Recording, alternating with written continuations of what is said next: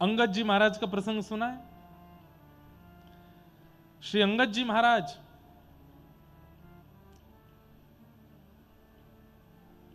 कथा मैंने सुनाई है उनकी कई बार। उनके कथा में एक बहुत सुंदर प्रसंग आता है कि अंगद जी अपनी पत्नी के साथ कथा सुनते थे और कथा सुनते सुनते दोनों पति पत्नी के मन में आया कि हम एक बार जगन्नाथपुरी जाएंगे और श्री जगन्नाथ जी को कुछ भेंट करके आएंगे। देने को तो कुछ नहीं है हमारे पास, पर कुछ तो दे के आएंगे। तो अंगद जी बोले, मैं क्या, कोई वस्तु ऐसी है जो हम जगन्नाथ जी को दे सकते हैं? कुछ भी नहीं है। तो अंगद जी जो थे वो एक राजा के यहां पर महामंत्री थे। तो राजा ने एक नगरी पर चढ़ाई की। राजा स्वयं नहीं गया, महामंत्री अंगद जी को भेज दिया। उस नगरी पर विजय प्राप्त करके तो सारा वहां का धन लेकर के आ रहे थे वापस। तो धन जब बैलगाड़ियों में रखवा रहे थे तब एक मणि के ऊपर उनकी दृष्टि पड़ी। तो अंगद जी महाराज ने सोचा, इतना सारा धन तो राजा के पास जा रहा है, ये मणि अगर ये मैं जगन्नाथ जी को अर्पित कर दूं। और ऐसा नहीं कि उन्होंने चोरी की, राजा का नियम था जितना धन आप जीत के लाए हो उस धन में से सैनिकों को वो कुछ कुछ देता था और मंत्री महामंत्रियों को तो जो वो मांगते थे वो दे देता था।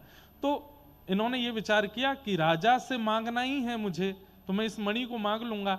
लेकिन अब कब ये राजा इसको तहखाने को खोलेगा, कब सबके सामने बोलेगा कि मांगो, तब तक बहुत समय होगा। मेरा 2-4 दिन में जगन्नाथपुरी जाने का नियम है, तो मैं इस मणि को अपने पास रख लेता हूं। मणि उन्होंने अपनी पगड़ी में छुपा ली। राजा को किसी ने जाकर के इस बात को गलत तरीके से प्रस्तुत कर दिया कि देखो इन्होंने मणि छुपा करके चोरी की है।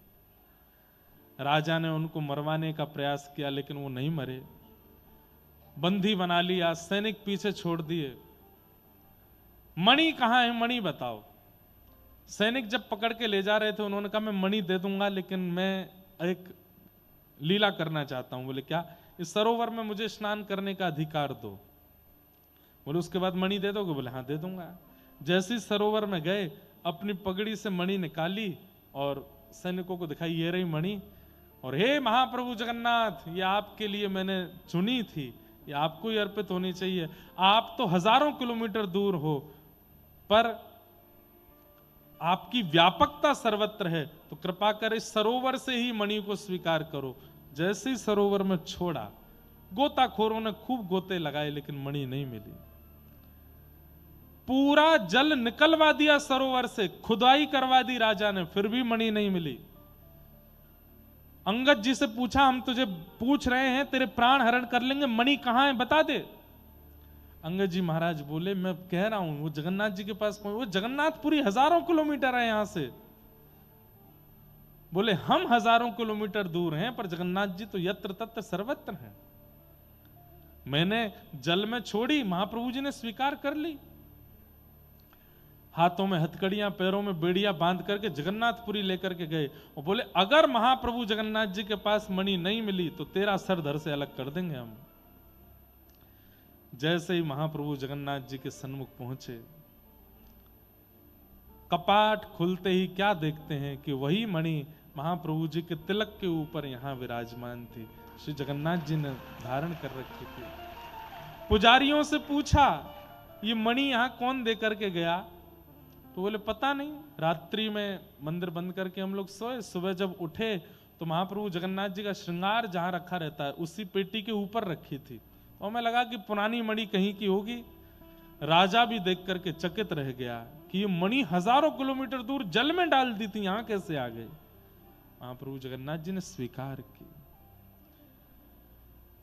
ये सारे चमत्कार नहीं है बंधुओं, ये सब मन की स्थिति है। जब मन की स्थिति ऐसी प्रगाढ़ हो जाती है तो पुरी दूर नहीं है, द्वारिका दूर नहीं है, बद्रीनाथ दूर नहीं है, सारे तीर्थ धाम आपके इर्द गिर्द ही संगे चलते हैं। राधा रमन जी संगे ही चलते हैं, राधा वल्लभ जी संगे ही घूमते हैं, श्री बिहारी जी कंधा पे बैठ के ही रहते हैं। जब जिसे चाहो, जिसका आवाहन करो, उसी का अनुभव होने लगता है। ऐसी पवित्र देह, ऐसी पवित्र मानसिक स्थिति, ऐसी पवित्र बौद्धिक स्थिति